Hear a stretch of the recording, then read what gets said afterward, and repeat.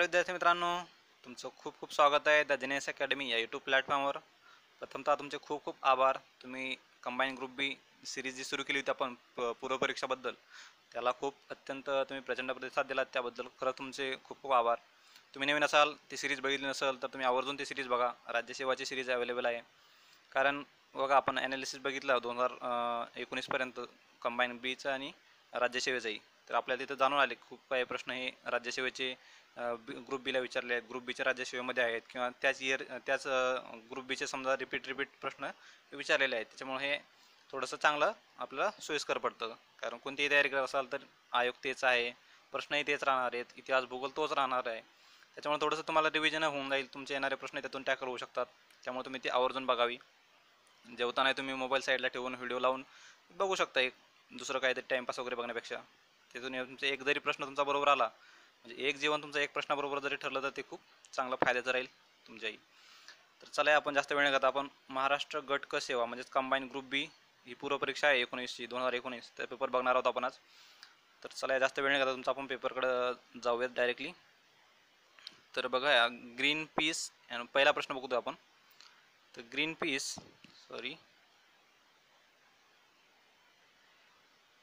Piece and visual analysis of pollutions, बघा एक संस्था आहे। तर या संस्थेने एक अहवाल सादर केलेला आहे। तर जागतिक सर्वाधिक प्रदूषित शहरे जाहीर केलेली आहेत। तर त्या क्रमवारीनुसार त्यापैकी जगातील 30 सर्वाधिक प्रदूषित शहर आहेत, तर त्याच्यामध्ये 22 शहरही भारतातीलच आहेत। तर खालील शहरे वायू प्रदूषणाच्या क्रमवारीनुसार चढत्या क्रमाने लावा। प्रश्न थोडासा नीट समजून घ्या, मोठा प्रश्न आहे। वायू प्रदूषणाच्या क्रमानुसार चढत्या क्रमाने लावा। चढत्या क्रमाने म्हणजे कमीपासून जास्तकडे चढता क्रम आहे हा। तर याच्यात सर्वात आपण बघितलं तर गुरुग्राम हा 4 पर्यायापैकी कमी प्रदूषित आहे। नंतर येतो गाझियाबाद, नंतर नोएडा आणि नंतर दिल्ली। म्हणजेच काय, CDBA पर्याय क्रमांक 2 इथं हा योग्य आहे याचा। पुढील प्रश्नाकडे जाऊयात। प्रश्न क्रमांक 2 बघा, इथं फॅक्ट्स आहेत, खूप सारे फॅक्ट्स जमा झालेले इथं। तर कझाकस्तानच्या पहिल्या राष्ट्रपतीच्या सन्मानार्थ, कझाकस्तानचा म्हणजे सेंट्रल एशियन कंट्री, हा सेंट्रल एशियन, तर त्याबद्दलचा प्रश्न आहे। कझाकस्तानच्या पहिल्या राष्ट्रपतीच्या सन्मानार्थ कझाकस्तानची पूर्व राजधानी अस्ताना जी आहे, हिचं नाव राष्ट्रपतीच्या नावाने बदलण्यात आले आहे। तर नव्या राजधानीचे नाव काय ठेवले आहे त्यांनी? तर नव्या राजधानीचे नाव त्यांनी ठेवलेलं आहे नूर सुलतान। यांचा हा राष्ट्राध्यक्ष जो होता, तर हा 30 वर्ष जवळपास त्यानं तिथला अध्यक्ष राहिलेला आहे तो कझाकस्तानचा। तर त्याच्या नावावरून अस्ताना शहराचं नाव जे आहे, त्यांची कॅपिटल आहे ती राजधानी, त्या कॅपिटलचं नाव बदलून त्यांनी काय केलेलं आहे, नूर सुलतान असं नाव ठेवलेलं आहे, नूर सुलतान। बघा, बाकीचे मग कोणत्या, आता इंडोनेशिया पण न्यूजमध्ये आहे, तर इंडोनेशियाच्या राजधानीचं त्यानं नवीन नाव ठेवलेलं आहे कालिमंतन। तर असे लगेच रिलेटेड त्याच्या संबंधित आपण आपल्या न्यूजमध्ये कोणत्या येतं ते थोडंसं बघून ठेवणं गरजेचं आहे। यालाच तर ॲनालिसिस म्हणतात। की करंटचं आहे तर करंट ते विचारणार नाहीत आता, पण त्याच्यासोबत आता नवीन येणारे प्रश्न कसे येऊ शकतात येणाऱ्या परीक्षेमध्ये, हे बघणं म्हणजे त्याला ॲनालिसिस म्हणायचं।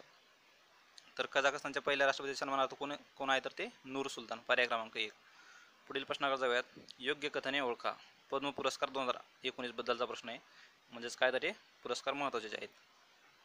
तर बघा, तिजनबाई आणि अनिल कुमार, तर बघा इथं थोडंसं हे बघत नाही आपण, काय फॅक्ट्स आहे ते विचारणार नाही 2019च्या। आता आपल्याला 2020चे प्रश्न विचारले जातील पद्म पुरस्काराबद्दल। तर फक्त आपल्याला प्रश्न समजून घेण्याचा आहे। तर संबंधित प्रश्नाचं उत्तर जर बघितलं आपण इथं, तर ह्या प्रश्न क्रमांक 3चं उत्तर आहे 3, म्हणजे पर्याय क्रमांक C जो आहे तो हा चुकीचा आहे फक्त। थिम्मक्का आणि देवेंद्र स्वरूप यांना पद्मभूषण पुरस्काराने सन्मानित करण्यात आले, हे विधान चुकीचं आहे। बाकी सर्व विधाने बरोबर आहे, त्याच्यामुळे पर्याय क्रमांक 3 इथं योग्य मिळतो आपल्याला। तर फक्त इथं आपण समजून घ्यायचं की पद्म पुरस्काराबद्दल विचारलं जाते, प्रत्येक नावाबद्दल, पद्मविभूषणबद्दल दिलेलं आहे, पद्मभूषण आणि पद्मश्री या तिन्ही पुरस्काराबद्दल इथे विचारलं गेलेलं आहे। त्याच्यामुळे ते येणारे पुरस्कार तुम्ही ते थोडंसं नीट लक्ष देऊन बघणं गरजेचं आहे। चला, पुढील प्रश्नाकडे जाऊयात। प्रश्न क्रमांक 4, अयोग्य कथन ओळखा। बघा, हा प्रश्नही खूप म्हणजे एक्सपेक्टेड प्रश्न होता की अयोग्य कथन ओळखा। सोल शांतता पुरस्काराबद्दल दिलेलं आहे। बघा, आयोगाचं बघा मागचा प्रश्न बघितला आपण, हा प्रश्न बघितला, त्यानं समोर दिलेला आहे की कशाबद्दल प्रश्न विचारलेला आहे तो। मागे कसं पद्म पुरस्काराबद्दल विचारलं होतं 2019च्या। तर आज संबंधित प्रश्नामध्ये बी काय सोल शांतता पुरस्काराबद्दल खाली विधाने दिलेली आहेत, म्हणजे तुमचा अर्धा प्रश्न इथे सॉल्व्ह झालेला आहे। मग कशाबद्दल विधान आहे ते सोल शांतता पुरस्काराबद्दल विधानं विचारलेली आहेत त्यांनी। तर बघूयात काय काय आहे ते विधानं। अयोग्य आहे, तर हे अयोग्यकडे थोडं विशेष लक्ष द्या, कारण पूर्ण प्रश्न येत असूनही तुम्ही जर योग्य असं समजले ह्याला, तर तुमचा प्रश्न चुकू शकतो. त्याच्यामुळे पहिल्यांदा आपलं काम काय तर वाचल्याबरोबर त्याला अयोग्य ह्याला राऊंड करून ठेवणं, म्हणजे आपलं त्याच्याकडे थोडंसं विशेष लक्ष जातं. तो विशेष पाहुणा आहे, त्याच्यामुळे थोडीशी विशेष काळजी घ्यायची त्याची आपली. तर बघूयात, पंतप्रधान नरेंद्र मोदी यांना सोल शांतता पुरस्काराने सन्मानित करण्यात आले आहे. नरेंद्र मोदी यांनी $2 लाख पुरस्कार रक्कम जी मिळाली होती ती नमामि गंगे मोहिमेत दान केले. सोल शांतता पुरस्कार 1995 पासून सुरू झाला. कोफी अन्नान, अंजेला मर्केल जर्मनीचे व्हाईस चान्सलर दी, तर यांना सुद्धा हा सोल शांतता पुरस्काराने सन्मानकरी आहेत, म्हणजे यांना हा पुरस्कार भेटलेला आहे. यातील अयोग्य कथन ओळखा असं विचारलं त्यांनी. तर आपल्याला इथं बघा 4 विधान आहेत, म्हणजे एकच विधानातलं अयोग्य असणार आहे, आणि ते विधान आहे सोल शांतता पुरस्कार 1995 पासून सुरू झाला, पर्याय क्रमांक 3. तर हा 1995 पासून सुरू झालेला नसून तो 1990 पासून सुरू झालेला आहे. 1990 पासून सुरू झालेला आहे, आणि तो प्रत्येकी 2 वर्षांनी दिला जातो. म्हणजे आता काय, समजा 2019ला दिला आहे तो, तर मग 2017ला दिलेला असेल, त्याच्या अगोदर 2015ला, त्याच्या अगोदर, असं 2 वर्षांनी प्रत्येकी तो दिला जातो. इथं पर्याय क्रमांक 3 इथं योग्य आहे. आपण थोडंसं फास्ट जाऊयात, स्लो होत आहेत आपण. बघा नेक्स्ट क्वेश्चन बघू आपण. डॅश डॅश हे 100 सिंगल टायटल जिंकणारे दुसरे पुरुष टेनिस खेळाडू बनले आहेत. बघा फॅक्ट्स आहे, याच्यामध्ये काही विशेष असं सांगण्यासारखं नाही आहे, तर हे तुम्ही पाठ करणं गरजेचंच आहे. ते करंटचे प्रश्न आहे ते. तर 100 सिंगल टायटल जिंकणारे दुसरे पुरुष टेनिस खेळाडू कोण आहेत, तर ते आहेत पर्याय क्रमांक 3 रॉजर फेडरर. पुढील प्रश्न क्रमांक 6. आता बघा काही ग्रंथ इकडं गटामध्ये आणि ब गटामध्ये त्यांचे लेखक दिलेले आहेत त्यांनी. तर कॅपिटल इन 21st सेंचुरी, आणि तुम्हाला अशा वेळेस जर प्रश्न येत नसेल तर शक्यतो तुम्ही स्किप केलेलंच बरं आहे, आणि आपण बघू त्याच्यावर वेगळ्या लेसन मी बनवणारच आहे. मग येत नसेल तर तुम्ही सेफ झोनमध्ये असाल तर असे प्रश्न तुम्ही स्किप केलेले चांगले. पण तुम्ही खूपच बाउंड्री लाईनवर असाल किंवा एकदम तुम्हाला वाटत असाल की खूप कमी अटेम्प्ट झाले, तर त्याच्याबद्दल आपण थोडंसं एक वेगळं लेक्चर बनवलेलं आहे. ते व्हिडिओ म्हणजे प्रश्न येत नसताना तो टॅकल कसा केला जावा, किंवा कितीपर्यंत तुमची अटेम्प्टची लिमिट कितीपर्यंत ठेवावी, तुम्ही किती अटेम्प्ट करावेत, ह्याबद्दल एक येणाऱ्या काळात आपल्याला एक लेसन बघायलाच मिळेल ह्या परीक्षेच्या अगोदरच. तर बघा संबंधित प्रश्नामध्ये लेखक आणि त्यांचे ग्रंथसंपदा असे विचारलेले त्यांनी. Capital in 21st century, pocket Piketty, short history of Brexit, आणि invisible women exposing data bias in a world design for men. आणि इकडे काय त्यांचे लेखकाचे नाव दिलेले आहेत, ते जर आपण बघितलं तर आपल्याला पर्याय क्रमांक 2 इथे योग्य मिळतो. म्हणजेच काय तर ते 4, 3, 2, 1, म्हणजे असं तुम्ही क्रम लावू शकता. 4, 3, 2, आणि शेवटचा तो इनव्हिजिबल तो कॅरोलिन क्रायडो पॅरेज. पुढील प्रश्नाकडे जाऊयात. करंटचा प्रश्न आहे, थोडंसं काही एवढं डोक्यात घेऊ नका त्याचं. पुढील प्रश्न क्रमांक 7. प्रस्तावित बुलेट ट्रेनशी संबंधित कोणते विधाने चुकीची आहेत. बघा मग अशी सांगितल्याप्रमाणे इथं चुकीची, आणि आयोगाचा जास्त फोकस हा ना निगेटिव्हवर जास्त फोकस आहे त्यांचा, म्हणजे चुकीचे आहेत किंवा बरोबर नाही, अयोग्य आहेत, असेच प्रश्न विचारलेले तुम्हाला जास्त बघायला मिळतील. तर बुलेट ट्रेनशी संबंधित कोणते विधान चुकीचे आहेत. मुंबई अहमदाबाद द्रुत गती रेल्वे प्रकल्प आहे हा. जपानकडून तांत्रिक सहाय्य आणि स्वस्त कर्ज दिलेले आहे. निर्माण काळात 20,000 लोकांना रोजगार मिळणार आहे, आणि प्रकल्पासाठी संपूर्ण कर्ज विश्व बँक देणार आहे. मग संपूर्ण थोडंसं डाऊटफुल आहे. संपूर्ण कर्ज कसं देईल विश्व बँक. तुम्ही कोणत्याही स्कीम बघितल्या किंवा काही बघितलं तुम्ही, दारिद्र्य निर्मूलन प्रकल्प असेल एखादा, तिथंसुद्धा विश्व बँक जी आहे तर ती 50% किंवा 40% असंच प्रमाणात कर्ज देईल, संपूर्ण कर्ज देणारच नाही. त्याच्यामुळे डी विधान हे चुकीचंच ठरणार आहे. त्याच्यामुळे प्रथम बघायचं आपण डी विधान कशात आहे. इलिमिनेट सॉरी चुकीचे विधान दिलेले विचारले त्यांनी आपल्याला. त्याच्यामुळे डी असणं आपल्याला त्यात गरजेचं आहे, कारण हे संपूर्ण दिलेलं हे विधान चुकीचं आहे. म्हणजे आपल्याला डी नसणारे काढून टाकावं लागेल. एक पर्याय आपला असा निघून गेला. ही इलिमिनेशन मेथड झाली बघा. हाही आपण त्याच्यामध्ये समावेश केलेला. येणाऱ्या व्हिडिओमध्ये तुम्हाला कळलंच इलिमिनेशन कसं करायचं ते. तर हाच त्याचं एक सॅम्पल इथं. तर चुकीचे आहे, संपूर्ण नसणार म्हणजे काय, तर त्यात डी नसावं उत्तर. त्याच्यामुळे आपण हा 4 पर्याय इथं कॅन्सल केला.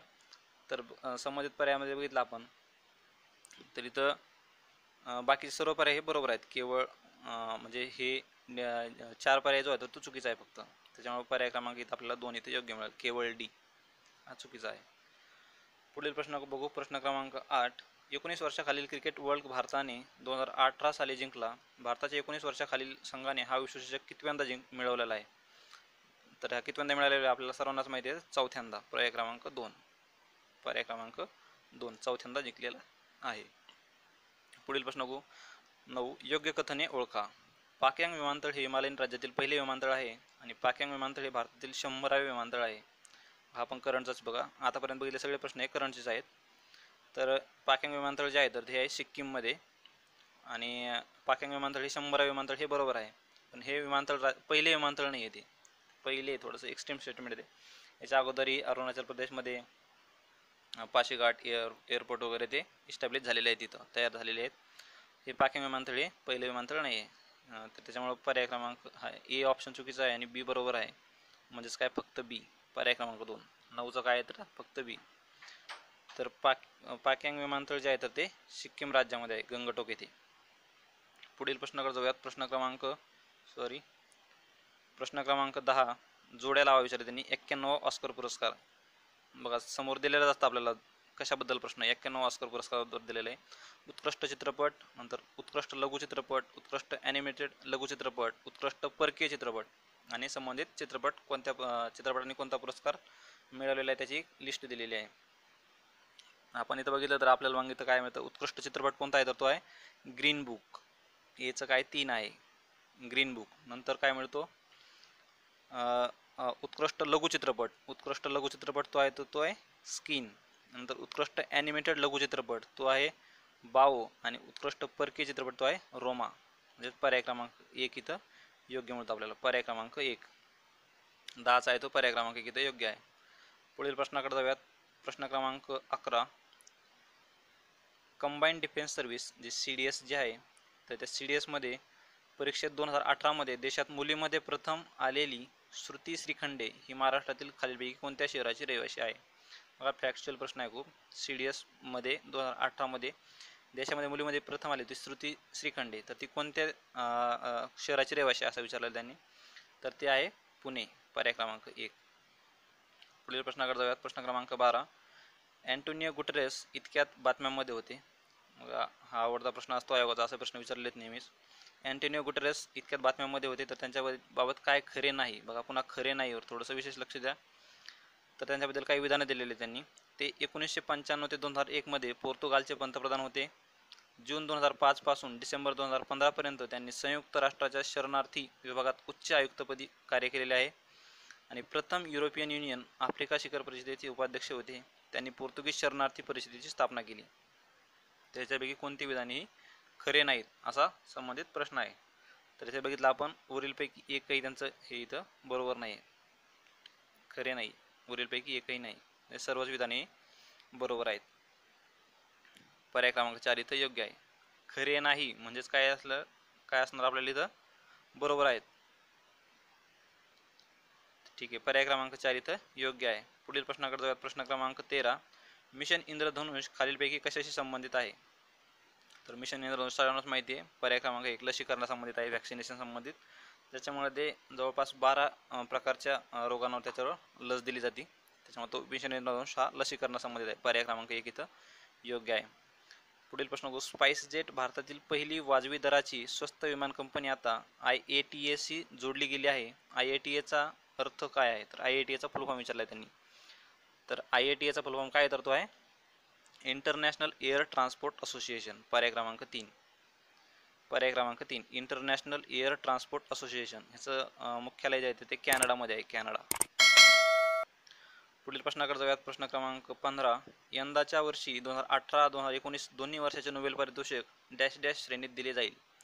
तर बघा हा नोबेलचा एक पार्ट आहे. तर नोबेलच्या साहित्याबद्दल जो आहे तर तो ह्या दोन्ही वर्षाचा एकत्रित दिला जाणार आहे. त्यावेळेस जी एजन्सी होती जी पुरस्कार देणारी साहित्याचा, त्याच्याबद्दल काही सेक्शुअल हॅरॅसमेंटच्या काही केसेस असल्यामुळे ते त्यावेळेस 18चा हा दिला नव्हता. त्याच्यामुळे ह्या वर्षी दोन्हीचा 2018 आणि 19चा हा नोबेल पारितोषिक दिला जाणार आहे. तो आहे साहित्याबद्दलचा. पुढील प्रश्नाकडे जाऊयात. प्रश्न क्रमांक 16, खालील विधाने विचारात घ्या. राज्यपाल हा राज्य विधिमंडळाचा, पॉलिटीचा प्रश्न आहे बघा. राज्यपाल हा राज्य विधिमंडळाचा एकात्मिक भाग नाही. राज्यपालास कार्यकाळाची सुरक्षितता नसते. राज्यपालास केव्हाही राष्ट्रपती पदावरून हटवू शकतो आणि राज्यपालास राष्ट्रपती कोणत्या कारणास्तव पदावरून हटवू शकतो याबाबत राज्यघटनेत कोणताही उल्लेख नाही. तर इथं काय विधाने विचारले त्यांनी, तर बरोबर कोणती विधान आहेत असं विचारलेलं आहे. त्याच्यामुळे पर्याय क्रमांक आपल्याला 3 इथं योग्य मिळतो, कारण हे नाही हा चुकीचा इथं. राज्यपाल हा राज्य विधिमंडळाचा एकात्मिक भाग आहे. जसं राष्ट्रपती हा लोकसभा राज्यसभा सोबतच राष्ट्रपती मिळून ही संसद बनते, त्याचप्रमाणे विधिमंडळ हे राज्यपाल, विधान परिषद आणि विधानसभा मिळून बनतं आहे.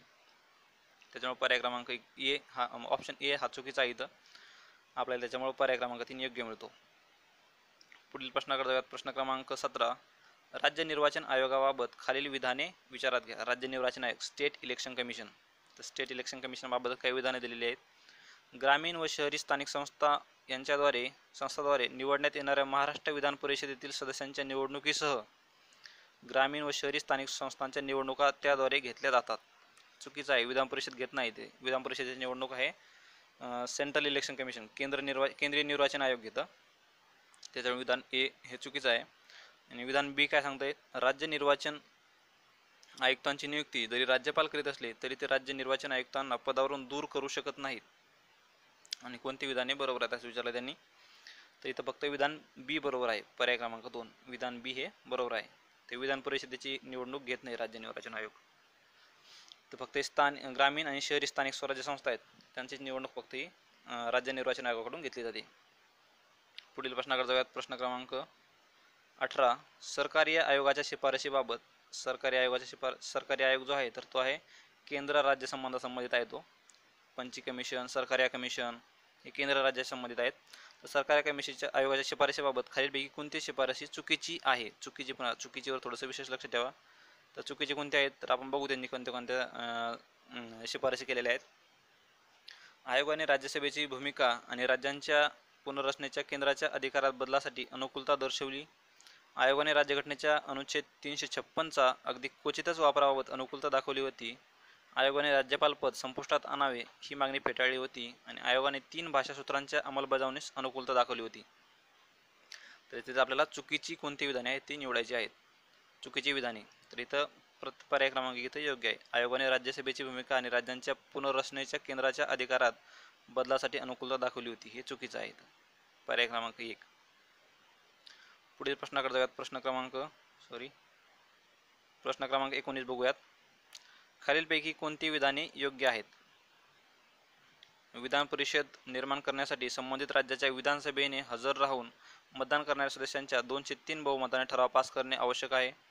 विधान परिषद निर्माण करण्यासाठी 2/3 सदस्यांच्या बहुमताने ठराव पारित करणे गरजेचे आहे. बघा, विधान परिषद निर्माण करण्यासाठी संबंधित राज्याच्या विधानसभेने हजर राहून मतदान करणाऱ्या सदस्यांच्या 2/3 बहुमताने, म्हणजेच काय तर स्पेशल मेजॉरिटी, विशेष बहुमत येते. आणि विधान परिषद निर्माण करण्यासाठी संसदेत 2/3 हे संसदेत चुकीचं आहे. तर फक्त इथं काय योग्य विचारले त्यांनी आपल्याला, तर इथं पर्याय क्रमांक 1 इथे योग्य मिळेल. त्याचा 19चा जो आहे तो पर्याय क्रमांक 1. बघा, ते न्यूजमध्ये पण आहे खूप सध्या, त्याच्यामुळे थोडंसं त्याच्याकडे आपण विशेष लक्ष ठेवावं. कारण खूप साऱ्या राज्यांची मागणी आहे. आंध्र प्रदेशने की सांगितलं की आमची विधान परिषद बरखास्त करा. आणि बाकी मध्य प्रदेश, राजस्थान यांची मागणी आहे की आम्हाला विधान परिषद अंमलात आणावी. पुढील प्रश्न क्रमांक 20. जोड्या. सच्चिदानंद सिन्हा, राजेंद्र प्रसाद, सर बी.एन. राव, जवाहरलाल नेहरू. तर उद्दिष्टांचा ठराव, तर आपल्याला माहिती आहे हे जवाहरलाल नेहरू, पर्याय क्रमांक 1. डीचा 1 बघा पर्याय. नंतर राजेंद्र प्रसाद, सच्चिदानंद सिन्हा होते ते घटना समितीचे तात्पुरते अध्यक्ष. राजेंद्र प्रसाद होते ते आपले बी.एन. राव होते ते संवैधानिक सल्लागार. आणि राजेंद्र प्रसाद होते घटना परिषदेचे कायमस्वरूपी अध्यक्ष. त्याच्यामुळे पर्याय आपल्याला 20चा जो आहे पर्याय क्रमांक 4 इथं योग्य मिळतो. 20चा आहे पर्याय क्रमांक 4. पुढील प्रश्नाकडे जाऊयात. प्रश्न क्रमांक 21. अनुच्छेद क्रमांक आणि विषय. हे स्थानिक स्वराज्य संस्थाबद्दल आहेत. 243 क, घ, ख आणि ट समोर दिलेले आहेत. विषय पंचायतीच्या निवडणुका, पंचायतीच्या स्थापना, ग्रामसभा आणि जागांचे आरक्षण. तर इथं पर्याय क्रमांक 3 इथे योग्य आहे. म्हणजेच काय तर तो 243 क मध्ये काय सांगितलंय तर ग्रामसभेची स्थापना सांगितली, ग्रामसभा कशी असावी. नंतर घ मध्ये आहे ती जागांचे आरक्षण आहे. नंतर ख मध्ये आहे तर ती आहे पंचायतीची स्थापना. आणि ट मध्ये आहे ती पंचायतीच्या निवडणुका. हाही खूप वेळा प्रश्न विचारला आहे, थोडंसं विशेष लक्ष ठेवायच्याकडं.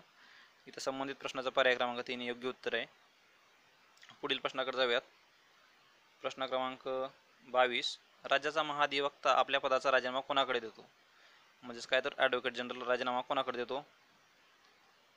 ॲडव्होकेट जनरल हा राजीनामा कोणाकडे देतो तर 22चा जो पर्याय क्रमांक 2 आहे योग्य आहे. संबंधित राज्याचा राज्यपाल त्याच्याकडे हा ॲडव्होकेट जनरल राजीनामा देतो. पुढील प्रश्न 23वा. भारतीय राज्यघटनेच्या अनुच्छेद 32 अन्वये खालीलपैकी कोणत्या प्रकारच्या आदेशाची तरतूद सुस्पष्टपणे केलेली नाही? तर ते आहे निषेध आज्ञा इंजक्शन. नंतर प्रतिषेध दिलेला आहे, अधिकार प्रतिषेध दिलेले आहे, उत्प्रेषण दिलेले आहेत. असे 5 प्रकारचे तिथं आदेश दिलेले आहेत. दुसरा आहे तो इंग्लिशमध्ये हेबियस कार्पस म्हणजे देहोपस्थिती, समोर त्याला प्रेझेंट करा. नंतर परमादेश, असे 5 प्रकारचे आदेश तिथे दिलेले आहेत 32 मध्ये. पुढील प्रश्नाकडे जाऊयात. भारतीय राज्यघटनेच्या अनुच्छेद 39 मध्ये खालीलपैकी कोणती तरतुदीचा समावेश नाही? तर बघा काय विधाने दिलेत त्यांनी. पुरुष व स्त्रिया या दोघांनाही समान कामाबद्दल समान वेतन, ग्रामपंचायतीचे संघटन, लोककल्याणाच्या संवर्धनासाठी समाज व्यवस्था प्रस्थापित करणे आणि उपजीविकेचे पुरेसे साधन मिळवण्याचा हक्क स्त्री व पुरुष नागरिकांना सारखाच असावा. तर कोणती दिलेली नाही असं विचारले त्यांनी. तर कोणती दिलेली नाही इथं? ग्रामपंचायतीचे संघटन, हे ग्रामपंचायत संघटन राहायचं ते 40 मध्ये दिलेलं आहे, म्हणजेच बी नसावं त्याच्यामध्ये. आणि हे जे आहे लोककल्याणचं जे आहे, लोककल्याणाच्या संवर्धनासाठी समाज व्यवस्था प्रस्थापित करणे, ते आहे 38 मध्ये. त्याच्यामुळे पर्याय क्रमांक 2 इथं योग्य आहे. बी आणि सी हे दिलेली नाही आहेत. पुढील प्रश्न क्रमांक 25. प्रशासनावरील न्यायिक नियंत्रणाचा मुख्य उद्देश डॅश डॅश हा असतो. तर न्यायिक नियंत्रणाचा उद्देश काय असतो? तो आहे नागरिकांच्या अधिकारांचे आणि स्वातंत्र्याचे रक्षण करणे. म्हणजे सरकारने अशी अंमलबजावणी नाही करू, एखाद्या कायदा नाही करावं की आपले फंडामेंटल राईट जे आहेत, मूलभूत हक्क, ते हिरावून घेतले जातात. त्याच्यामुळे ते न्यायिक नियंत्रण असणं त्याच्यावर गरजेचं असतं. त्याच्यामुळे पर्याय क्रमांक 3 इथं योग्य आहे. पुढील प्रश्नाकडे जाऊयात. प्रश्न क्रमांक 26. लॉर्ड डलहौसीच्या बाबत पुढीलपैकी कोणती विधाने बरोबर आहेत? Lord Dalhousie. तर रेल्वे युग सुरू केले, नंतर स्वतंत्र सार्वजनिक बांधकाम खाते निर्माण केले, 1852 मध्ये तार विभागाची स्थापना केली, 1854 मध्ये पोस्ट कायदा संमत करून टपाल तिकिटांची सुरुवात केली. तरी वरील सर्वही बरोबर आहेत. पर्याय क्रमांक 4 लॉर्ड डलहौसी. पुढील प्रश्न. भारतीय वैज्ञानिक अभ्यास परिषदेची स्थापना डॅश डॅश ते करण्यात आली. अभ्यास वैद्यकीय परिषद म्हणजे Indian council of scientific studies. तर ह्याची स्थापना कुठं करण्यात आलेली आहे? तर ती आहे कलकत्ता येथे. पर्याय क्रमांक 2 कलकत्ता. पुढील प्रश्नाकडे जाऊयात. प्रश्न क्रमांक 28. इसवी सन 1852 मध्ये महाराष्ट्रात स्थापन झालेली पहिली राजकीय संघटना कोणती? तर ते आहे बॉम्बे असोसिएशन. कोणी स्थापन केली होती? तर ती होती भाऊदाजी लाड व जगन्नाथ शंकर शेट यांनी. ते भाऊदाजी लाड होते, चिटणीस होते, त्याचे अध्यक्ष जे होते त्याचे जमशेदजी जिजीभाई होते. तर यांचा उद्देश काय होता हा बॉम्बे असोसिएशनचा? तर तो सनदशील मार्गाने लोकांचे गाऱ्हाणे जे होतं, काही प्रश्न वगैरे असतील तर ते सरकारसमोर मांडणं, हा त्याचा एक उद्देश होता, ती बॉम्बे असोसिएशन. पुढील प्रश्न क्रमांक 29. मुंबई येथे इसवी सन 1867 मध्ये प्रार्थना समाजाची स्थापना कोणी केली? तर ते आहेत आत्माराम पांडुरंग. सर्वांनाच माहिती आहे. पर्याय क्रमांक 1 आत्माराम पांडुरंग. पुढील प्रश्नाकडे जाऊयात. तर 29चा काय? तर पर्याय क्रमांक 1. पुढील प्रश्न. लोकनिंदा सहन करून आंधळ्या पांगळ्यांना, महारोग्यांना मलमपट्टी आणि औषध पाणी देण्याची सेवा कोणत्या सुधारकांनी केली? जे लोक टीका वगैरे करत असताना, निंदा करत असताना त्यांनी आंधळ्या पांगळ्यांची आणि महारोग्यांची सेवा कोणी केली? तर ते आहेत पर्याय क्रमांक 4 लोकहितवादी गोपाळ हरी देशमुख. पर्याय क्रमांक 4. पुढील प्रश्नाकडे जाऊयात. प्रश्न क्रमांक 31. जॅक्सन खून खटल्यात कोणास फाशीची शिक्षा देण्यात आली? कोणाला फाशीची शिक्षा देण्यात आली?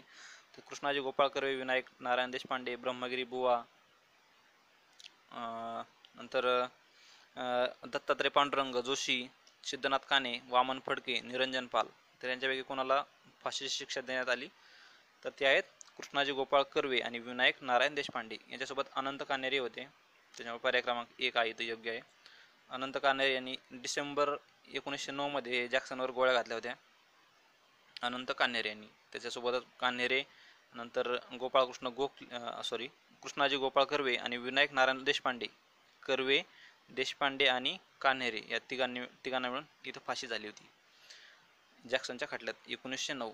बघा 1909 लक्षात ठेवायचं. थोडंसं आपल्याला क्रोनॉलॉजिकल ऑर्डर म्हणजे क्रम लावायला विचारलं जातं कधी कधी, हे माहीत असणं गरजेचं आहे. पुढील प्रश्न. आधुनिक भारताचा पहिला राष्ट्रीय कवी कोण? आहे तर तो एच.व्ही. डेराजिओ. पर्याय क्रमांक 4. 32चा जो आहे तो पर्याय क्रमांक 4 इथं योग्य आहे. पुढील प्रश्न प्रश्न क्रमांक 33. 1857च्या उठावाचे परिणाम खालीलपैकी कोणते?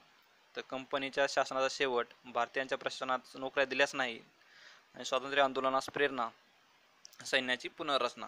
तर 1857चे परिणाम कोणते आहेत खालील?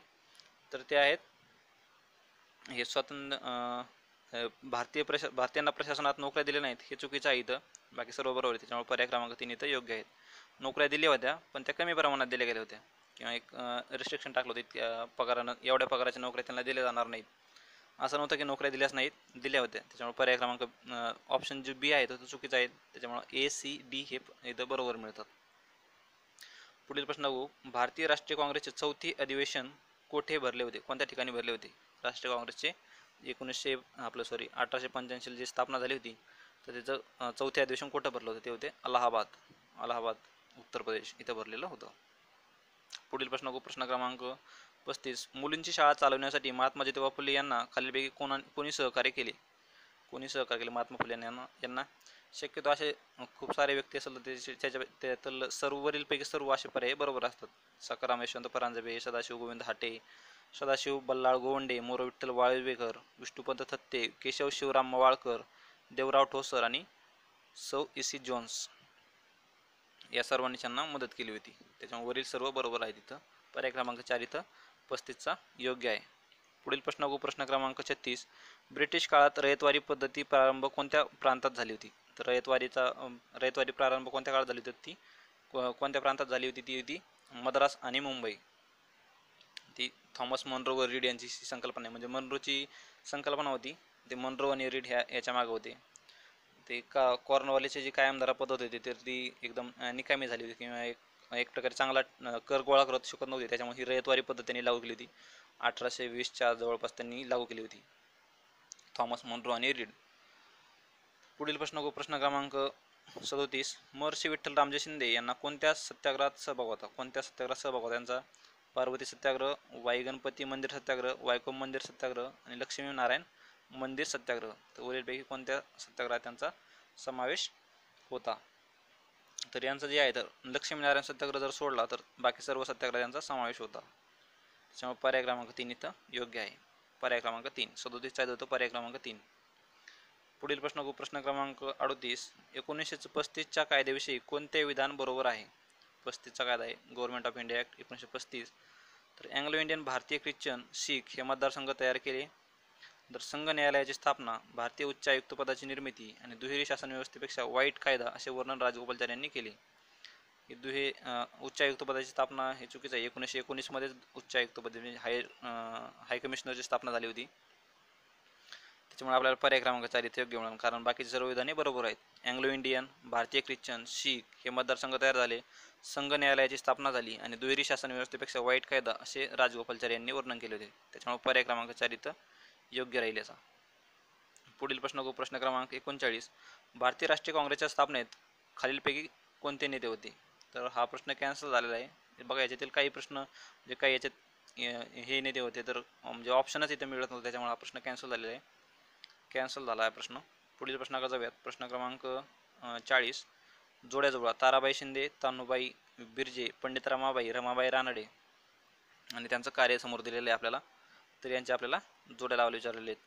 तर इथं बघितलं आपण ताराबाई शिंदेचं काय कार्य आहे तर स्त्री पुरुष तुलना हा ग्रंथ आहे त्यांचा. नंतर जो आहे तानुबाई बिर्जे तर यांचं काय तर ते भारतातील पहिले महिला संपादक आहेत. त्या बिर्जे आहेत भारतातील पहिली महिला संपादक तानुबाई बिर्जे. नंतर जो आहे तर तो हे पंडित रमाबाई जे आहेत तर पंडित रमाबाई शारदा सदन. नंतर रमाबाई रानडे ते हिंदू लेडीज सोशल क्लबची स्थापना केली त्यांनी. परत बघू आपण एकदा. ताराबाई शिंदेने काय केले? स्त्री पुरुष तुलना ग्रंथ लिहिला. तानुबाई बिर्जे भारतातील पहिली महिला संपादक. पंडिता रमाबाई तर त्यांनी शारदा सदन स्थापन केलं. रमाबाई रानडे हिंदू लेडीज सोशल क्लबची स्थापना केली. पर्याय क्रमांक आपल्याला इथं 2 इथं योग्य मिळतो. पर्याय क्रमांक 2. पुढील प्रश्नाकडे जाऊयात. प्रश्न क्रमांक 41. खालीलपैकी कोणत्या नद्यांपासून जास्त जलविद्युत निर्मिती होते? तर पश्चिम घाटातील पश्चिम वाहिनी नद्या, दक्षिणेतील पूर्व वाहिनी नद्या, मध्य भारतातील नद्या की गंगेचे खोरे. तर या वरील दिलेल्यापैकी कोणत्या त्यातून जास्त निर्मिती होते जलविद्युत निर्मिती? तर दक्षिणेतील पूर्व वाहिनी नद्या म्हणजे कोणत्या? गोदावरी, कृष्णा, कावेरी या पूर्ववाहिनी नद्यांमधून जास्त जलविद्युत निर्मिती होते. पुढील प्रश्नाकडे जाऊयात. प्रश्न क्रमांक 42. महाराष्ट्रातील लघु उद्योग व त्यांचे ठिकाणी यांचे योग्य जोडा जुळवा. लघु उद्योगाने त्यांचे ठिकाणे दिलेले चादर, हिमृशाली, लाकडी खेळणी, रेशमी साड्या आणि ठिकाणे दिलेले नागपूर, सावंतवाडी, सोलापूर, औरंगाबाद. तर इथं बघितलं आपण तर चादर जी आहे तर ती सोलापूरची चादर, नंतर आहे हिमृशाली काय तर ती औरंगाबादची हिमृशाली, लाकडी खेळणी आहे तर ती सावंतवाडीची लाकडी खेळणी आणि लाकडी खेळणी आहे तर ती सावंतवाडी आणि रेशमी साडी आहे ती नागपूर. चादर आहे ती सोलापूर, हिमृशाली औरंगाबाद, लाकडी खेळणी सावंतवाडी, रेशमी साड्या नागपूर. पुढील प्रश्नाकडे जाऊयात. प्रश्न क्रमांक 43. राष्ट्रीय उद्याने आणि संबंधित जिल्हे ताडोबा, पेंच, नवेगाव, गुगामल आणि नागपूर, अमरावती, चंद्रपूर, गोंदिया. तर इथं बघितलं आपण ताडोबा जे आहे तर ते गोंदिया, पेंच आहे तर ते नागपूर, नंतर नवेगाव जे आहे तर ते आहे 43 इथं पर्याय क्रमांक 4 इथं बरोबर आहे. म्हणजेच काय ताडोबा आहे चंद्रपूर, ताडोबा चंद्रपूर, नंतर पेंच आहे तर ते आहे नागपूर, नवेगाव जे आहे तर ते आहे गोंदिया, गुगामल जे आहे तर ते आहे अमरावती. पर्याय क्रमांक 4 इथं योग्य आहे. पर्याय क्रमांक 4 43 आहे पर्याय क्रमांक 4. पुढील प्रश्न 44. डॅश डॅश या किल्ल्याला ब्रिटिश लोक पूर्वेकडील जिब्राल्टर म्हणत. जिब्राल्टर जे आहे तर ते युरोप आणि आफ्रिकेच्या मध्ये आहे. जिब्राल्टर खाडी आहे की तर हे जिब्राल्टरला कोणत्या किल्ल्याला जिब्राल्टर असं म्हणलं जातं भारतामधील, तर भारतातील आहे तो रायगडला जिब्राल्टर म्हणलं जातं. रायगड. पर्याय क्रमांक 3.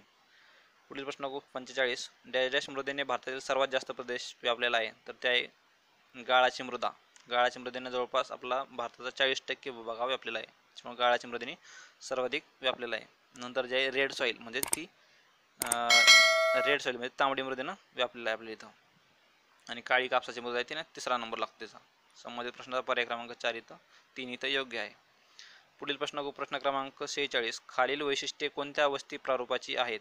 वस्तीमधले रस्ते परस्परांना समांतर आहेत, नंतर वस्तीमधील रस्ते परस्परांना काटकोनात छेदतात, नंतर वस्तीमधील घरांच्या रांगा पाहाव्यास मिळतात म्हणजे असं रांगा घराच्या, आणि वस्तीमधील हमरस्ते किंवा लोहमार्ग परस्परांना ओलांडतात. तर असं कोणत्या प्रकारच्या वस्तीमध्ये होतं हे भूगोलाचा प्रश्न आहे. तर संबंधित प्रश्नाचं उत्तर आहे पर्याय क्रमांक 4 चौकोन आकृती. असं बघितलं आपण डायग्राम काढून तरी आपल्याला कळून येते चौकोन आकृती वस्तीचा प्रकार आहे. पुढील प्रश्न 47. खालील विधानांची सत्यता तपासा. सातमाळा अजिंठा डोंगररांगामुळे गोदावरी नदीचे खोरे तापी नदीच्या खोऱ्यापासून अलग झालेले आहे. नंतर गोदावरी नदीचे खोरे आणि भीमा नदीचे खोरे शंभू महादेव डोंगररांगामुळे अलग झालेले आहे. तर त्यातील कोणती सत्य आहेत आणि कोणती असत्य आहेत असं विधान विचारलेलं आहे त्यांनी. तर इथं विधान ए सत्य असून विधान बी असत्य आहे. पर्याय क्रमांक 3 सत्य द्यायचं आहे. पर्याय क्रमांक 3. कारण गोदावरी आणि भीमा नदीचं खोरे आहे ते हरिश्चंद्र बालाघाट या रांगांनी वेगळं केलेलं आहे. हरिश्चंद्र बालाघाट, शंभू महादेव नाही इथं. तर शंभू महादेव जे आहेत ते भीमा आणि कृष्णाचे वेगळे केलेले आहे त्यांनी. इथं बघा एक शॉर्टकट आहे तो न सा तासा गोह भीम कृष्ण. गोह भीम आणि कृष्णा असा क्रम आहे त्यांचा. नर्मदा, सातमाळा, तापी, सातपुडा, नंतर गोदावरी, हरिश्चंद्र बालाघाट, भीमा, महादेवरांगा आणि कृष्णा. नसा तासा गोह भीम कृष्ण. त्याच्यामुळे पर्याय क्रमांक आपल्याला सत्य मिळतो इथं 3. विधान ए सत्य असून बी असत्य आहे. पुढील प्रश्न क्रमांक 48. महाराष्ट्राच्या उत्तरेस डॅश डॅश पर्वतरांगा आणि त्याच्या पूर्वेस डॅश डॅश टेकड्या आहेत. तर बघा आत्ताच बघितलं आपण तर महाराष्ट्राच्या पूर्वेस काय तर सातपुडा आणि पूर्वेस आहे ती गाविलगड टेकड्या आहेत. पर्याय क्रमांक 2. पर्याय क्रमांक 2 इथं योग्य आहे. 48 आहे तो पर्याय क्रमांक 2. बघू पुढील प्रश्न 49. हुगळी नदी डॅश डॅश नदीची वितरिका आहे. वितरिका म्हणजे काय?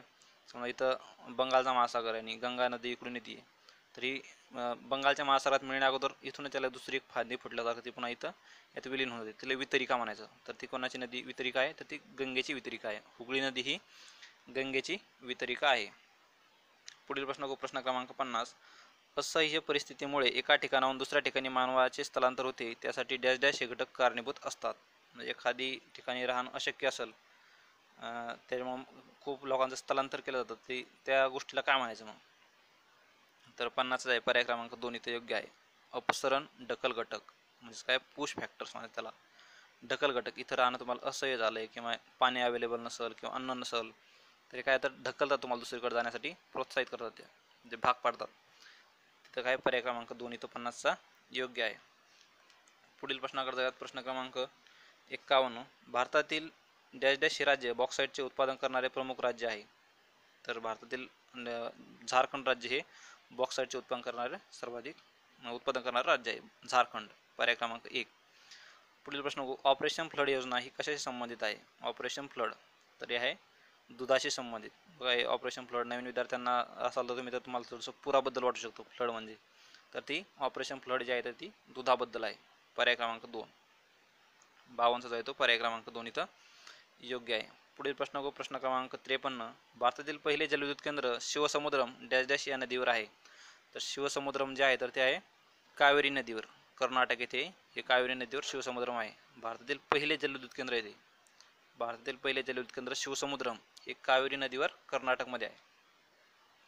पुढील प्रश्न, प्रश्न क्रमांक 54. खालील स्तंभ अ आणि स्तंभ ब यांच्या योग्य जोड्या जुळवा. स्तंभ अ मध्ये त्यांची व्यवसाय आणि ब मध्ये व्यवसायाचा प्रकार दिलेला आहे. वकील, वाहतूक, पिठाची गिरणी, शिकार आणि प्राथमिक, द्वितीय, तृतीय आणि चतुर्थ अशा स्वरूपाचे इथे व्यवसाय दिलेले आहेत त्यांनी. तर इथं आपण 54 बघितलं, पर्याय क्रमांक 3 इथे योग्य मिळतो आपल्याला. त्याच्या योग्य जोड्या लावल्या आपण, तर वकील काय आहे तर तो आहे चतुर्थ स्वरूपाचा व्यवसाय, तो चतुर्थ स्वरूपाचा. नंतर जे आहे तर वाहतूक जी आहे तर ती तृतीय स्वरूपाची आहे. पिठाची गिरणी जी आहे तर ती द्वितीय आणि शिकार जी आहे तर ती प्राथमिक, म्हणजे 4, 3, 2, 1. पर्याय क्रमांक 3 इथं योग्य आहे. 54चा 3. पुढील प्रश्न, प्रश्न क्रमांक 55. भारताचा डॅश डॅश हा जगातील सर्वात मोठा त्रिभुज प्रदेश आहे. तर भारताचा सर्वात मोठा त्रिभुज प्रदेश कोणता आहे तर तो आहे पर्याय क्रमांक 3 सुंदरबन. नुकतंच त्याला आपण म्हणजे रामसर साईटमध्ये त्याला स्थानही भेटलेलं आहे. रामसर स्थळामध्ये 27 नंबरचं स्थान त्याला मिळालेलं आहे. नंतर तुम्ही मला कमेंट बॉक्समध्ये कमेंट करा की भारतामध्ये सध्या किती रामसर स्थळं आहेत. पुढील प्रश्न, प्रश्न क्रमांक 56. लेखापरीक्षण कार्यक्रमाचे खालीलपैकी कोणते प्रकार असू शकतात? लेखापरीक्षणचे किती प्रकार असू शकतात? इकॉनॉमिक्सबद्दल प्रश्न आहे. तर ते आहे निश्चित किंवा लवचिक, फिक्स्ड ऑर फ्लेक्झिबल. हे ऑडिटचे प्रकार असू शकतात. ऑडिट प्रोग्रामचे लेखापरीक्षणाचे निश्चित किंवा लवचिक. पुढील प्रश्न, प्रश्न क्रमांक 57. एकात्मिक ग्रामीण विकास कार्यक्रमाचे खालील कोणते लाभार्थी आहेत? एकात्मिक ग्रामीण विकास म्हणजेच काय तर ते इंटिग्रेटेड रुरल डेव्हलपमेंट प्रोग्राम. तर याच्यामध्ये कोणकोणत्याचे लाभार्थी असू शकतात? म्हणजे लाभार्थी म्हणजे काय, कोणाकोणाला त्याचा लाभ मिळू शकतो? तर बघा, मोठे शेतकरी हे ऑप्शन इथं आपण काढून टाकलं तर आपल्याला योग्य पर्याय मिळेल. त्याचा पर्याय क्रमांक 3. मोठ्या शेतकऱ्यांना कसा लाभ मिळू शकतो त्याचा एकात्मिक ग्रामीण विकासाचा? कोणतीही स्कीम किंवा योजना असेल तर ती एक तर मागासवर्गीय म्हणजे मागासवर्गीय किंवा एखादी कमकुवत किंवा अल्पभूधारक, भूमिहीन अशा लोकांसाठी ती योजना राबवली जाते, मोठ्या शेतकऱ्यांसाठी नाही. त्याच्यामुळे आपण एक लॉजिक किंवा कॉमन सेन्स वापरून हे इलिमिनेट करून हे पर्याय इथं योग्य मिळू शकतो. 57चा येतो पर्याय क्रमांक 3 इथं योग्य आहे. पुढील प्रश्न, प्रश्न क्रमांक 58. सर्वसाधारणपणे खालील कोणत्या अंदाजपत्रकात केंद्र सरकारच्या प्राप्ती आणि खर्चाचे स्पष्टीकरण दिलेले असते? म्हणजे प्राप्ती आणि खर्च म्हणजे काय तर पैसा किती येणार आहे आणि किती खर्च करणार आपण. तर हे अंदाजपत्रक बजेट जे असतं तर ते कोणत्या ह्याच्यामध्ये दिलेलं असतं? तर इथं ज्याच्यामध्ये दिलेलं असतं ते शून्यधारित अर्थसंकल्पामध्ये दिलेलं असतं. शून्यधारित अर्थसंकल्प याच्यातील एकही पर्याय बरोबर नाही, त्याच्यामुळे हा प्रश्नही कॅन्सल झालेला आहे. इथं शून्यधारित अर्थसंकल्पामध्ये ते दिलेलं असतं. सर्वसाधारण खालीलपैकी कोणत्या अंदाजपत्रात केंद्र सरकारच्या प्राप्ती आणि खर्चाचे स्पष्टीकरण दिले असते? शून्यधारित अर्थसंकल्पामध्ये. म्हणजे आधार शून्य असतो त्याला, खर्चाचा अंदाज लावताना मागील कुठल्याच आकड्याचा त्याच्यामध्ये आधार घेतला जात नाही, त्याला शून्यधारित अर्थसंकल्प. प्रश्न कॅन्सल झाले. 58वा. पुढील प्रश्न, प्रश्न क्रमांक 59. खालील विधाने विचारात घ्या. 1956च्या औद्योगिक धोरण ठरावाचा उद्देश प्रादेशिक समता प्रोत्साहन होता. 1955 मधील गाव आणि लहान उद्योग समितीला कर्वे समिती सुद्धा म्हणतात. नंतर एक लघु औद्योगिक युनिटमध्ये जास्तीत जास्त 10 कोटी रुपयांची गुंतवणुकीची परवानगी आहे. तर वरीलपैकी कोणती विधाने ही बरोबर आहेत? तर आपल्याला 59चा आहे पर्याय क्रमांक 1 जो आहे ए आणि बी ही विधाने फक्त बरोबर आहेत. विधान सी जे आहे तर ते चुकीचं आहे. पर्याय क्रमांक 1 इथं योग्य आहे. 59चा आहे पर्याय क्रमांक 1. पुढील प्रश्न प्रश्न क्रमांक 60. खालील विधाने विचारात घ्या. महाराष्ट्र राज्याने सेंद्रिय शेती धोरण जानेवारी 2013 मध्ये जाहीर केले. महाराष्ट्र राज्याने कृषी संजीवनी योजना 2011 मध्ये जाहीर केली. महाराष्ट्र राज्याने शेती व्यवसाय पायाभूत विकास गुंतवणूक कार्यक्रम जागतिक बँकेच्या मदतीने सुरू केला. तर वरीलपैकी कोणती विधाने बरोबर आहेत? तर इथं ए आणि बी विधाने फक्त बरोबर आहेत.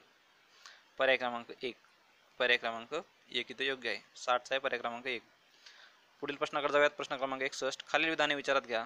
पतपत्रे देणे हे व्यापारी बँकांचे प्राथमिक कार्य आहे. पतपत्र म्हणजेच काय तर ते लेटर ऑफ क्रेडिट. नंतर व्यापारी बँकांच्या चालू खाते ठेवी आणि बचत खाते ठेवी यामध्ये काहीही फरक नाही. तर देशाच्या मध्यवर्ती बँकेकडून पतपैसा निर्माण केला जातो. तर वरीलपैकी कोणती विधाने असत्य आहेत? असत्य विचारल्या बघा, असत्यकडे थोडं विशेष लक्ष द्या. तर वरीलपैकी सर्वची असत्य आहेत. वरील सर्व ही असत्य आहेत. हे प्राथमिक कार्य नाही आहे त्याचं. चालू खाते आणि बचत खात्यामध्ये काही फरक नाही, म्हणजे ते वेगळी केलीच कशाला असते, मग एकच खातं ठेवलं असतं. आणि देशात मध्यवर्ती बँकेकडून पतपैसा निर्माण केला जातो हे चुकीचं आहे. त्याच्यामुळे पर्याय क्रमांक 4 इथं योग्य आहे. 61 आहे तो पर्याय क्रमांक 4. पुढील प्रश्नाकडे जाऊयात. प्रश्न क्रमांक 62. भारतातील उच्च जन्मदरास खालीलपैकी कोणते 2 सामाजिक घटक जबाबदार आहेत?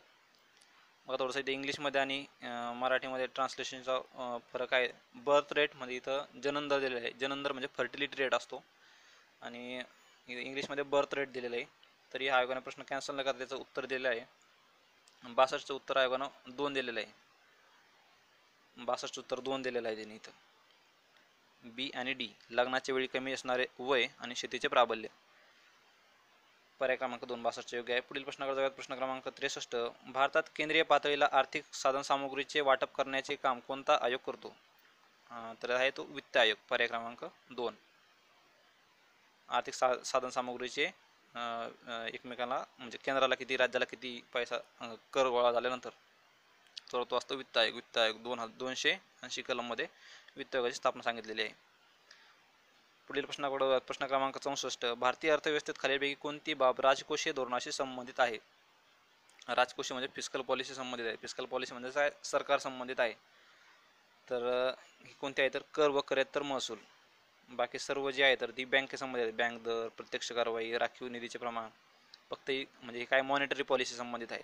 हे काय फक्त कर व करेत्तर महसूल ही फिस्कल पॉलिसी संबंधित आहे. पर्याय क्रमांक 2 इथे योग्य आहे. पुढील प्रश्नाकडे जाऊयात. 65वा प्रश्न. खालील विधाने विचारात घ्या. 1 जानेवारी 1995 रोजी जागतिक व्यापार संघटनेची स्थापना झाली. म्हणजे WTO जागतिक व्यापार संघटना, वर्ल्ड ट्रेड ऑर्गनायझेशन. जागतिक व्यापार संघटनेचा उद्देश आंतरराष्ट्रीय व्यापारातील बंधने दूर करणे आहे. भारत हा जागतिक व्यापार संघटनेच्या संस्थापक सदस्यांपैकी एक आहे. तर वरीलपैकी कोणती विधाने असत्य आहेत? असत्य आहेत बघा, असत्यकडे थोडंसं लक्ष ठेवा. त्यातील एकपैकी एकही विधान असत्य नाही. सर्वचे सर्व विधाने ही बरोबर आहेत. पुढील प्रश्नाकडे जाऊयात. 66. साक्षरता म्हणजे शिक्षण हा प्रामुख्याने कोणत्या प्रकारच्या विकासाचा निर्देशांक आहे? तर तो आहे मानवी साधनसंपत्ती विकास. कारण शिक्षणामुळेच माणसाची साधनसंपत्ती वाढते, विचार, त्यांची काम करण्याची शैली ही शिक्षणामुळे सुधारली जाते.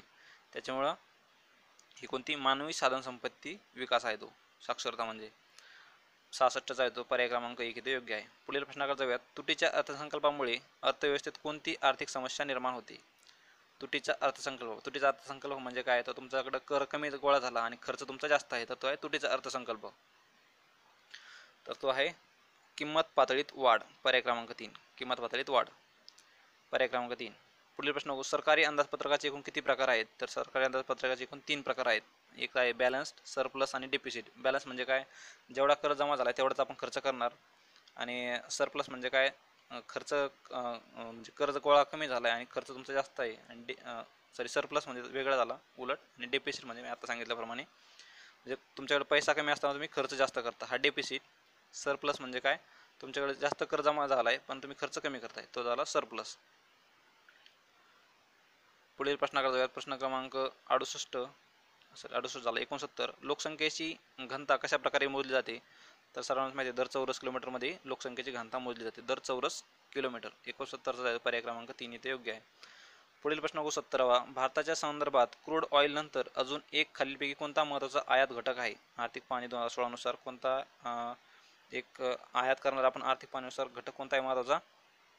ते घटक दिलेले आहेत त्यांनी. वीज यंत्राचे सुट्टे भाग, लोखंड आणि पोलाद, सोने, वैद्यकीय आणि औषध उत्पादनातील संबंधित घटक. तर आपल्याला माहिती आहे सर्वांना सोने, पर्याय क्रमांक 3. 70चा आहे पर्याय क्रमांक 3. सोने खूप मोठ्या प्रमाणात आयात केलं जातं. आपण सोन्याच्या बाबतीमध्ये आपल्याकडं स्टोअरमध्ये म्हणलं तर 10 नंबरवर स्थान आहे आणि कन्झम्पशनमध्ये म्हणलं तर ते आपण दुसऱ्या नंबरवर आहेत चीननंतर. पुढील प्रश्न 71वा. कार्बन प्रतिरोधकाचे 4 रंग जर केशरी, निळा, पिवळा आणि सोनेरी असल्यास त्याचे मूल्य डॅश डॅश असते. थोडंसं रिस्क आहे हा प्रश्न अटेम्प्ट करणंच, पण संबंधित प्रश्नाचं उत्तर बघितलं तर पर्याय क्रमांक 4 इथे योग्य आहे. 36 × 10⁴ ओहम, पर्याय क्रमांक 4. पुढील प्रश्न बघू. योग्य जोड्या जुळवा. गुरुत्वाकर्षण, विद्युतधारा, वेग, विद्युतरोध आणि त्यांच्या समोर युनिट विचारलेले आहे त्यांनी. तर 72चा पर्याय क्रमांक 2 इथे योग्य आहे. म्हणजेच काय तर गुरुत्वाकर्षणाचं युनिट काय मीटर पर सेकंड स्क्वेअर. नंतर विद्युतधाराचं युनिट काय तर ते आहे कुलम सेकंद.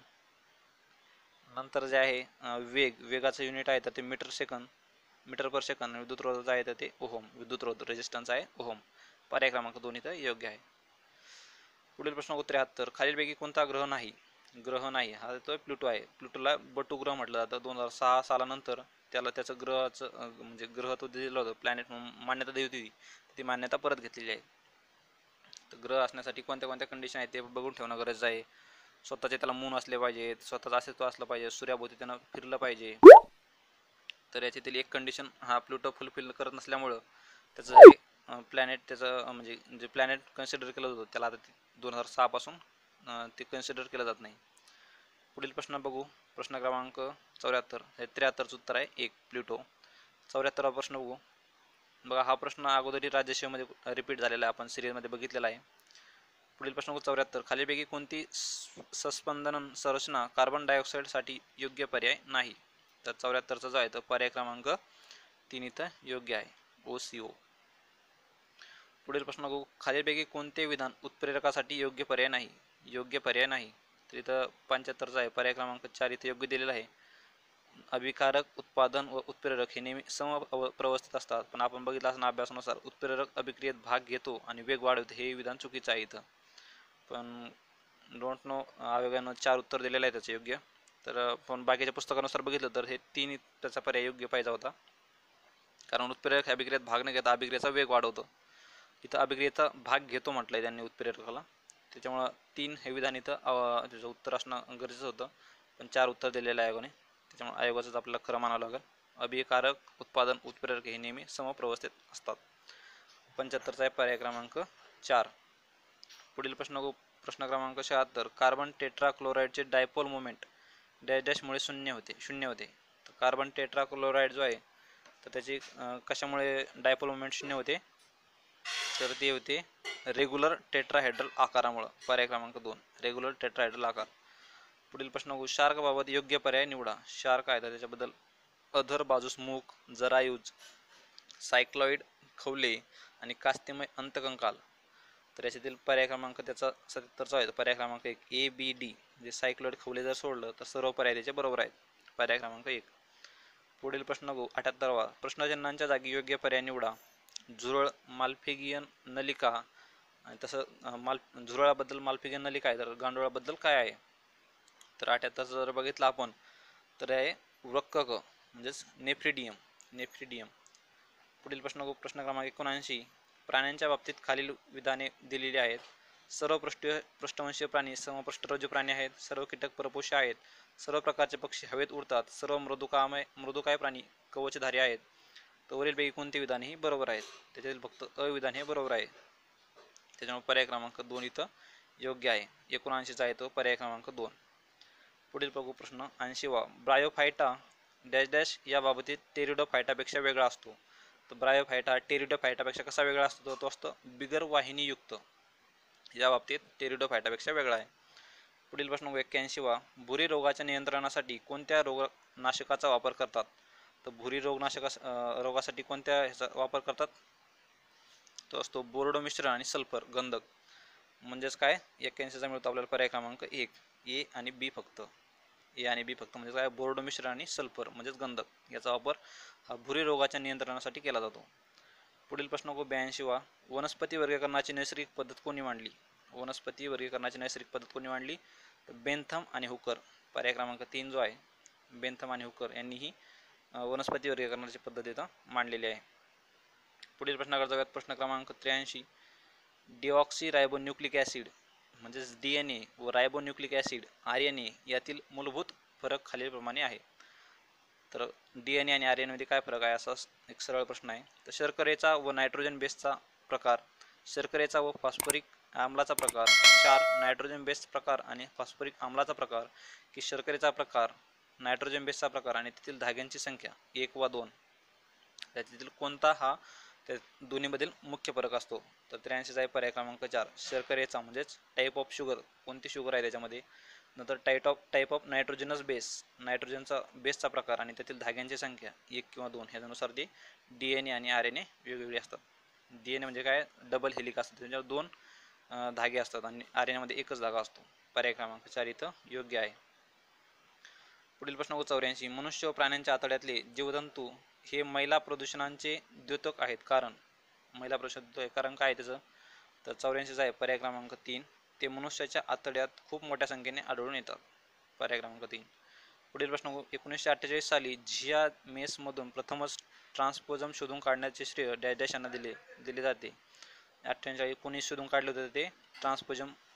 तर ते 85 आहे पर्याय क्रमांक 1 बार्बारा मॅक्लिनटॉक.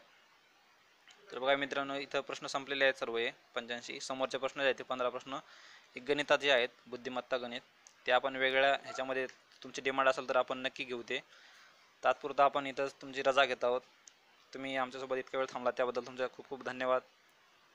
असंच सपोर्ट करत राहा.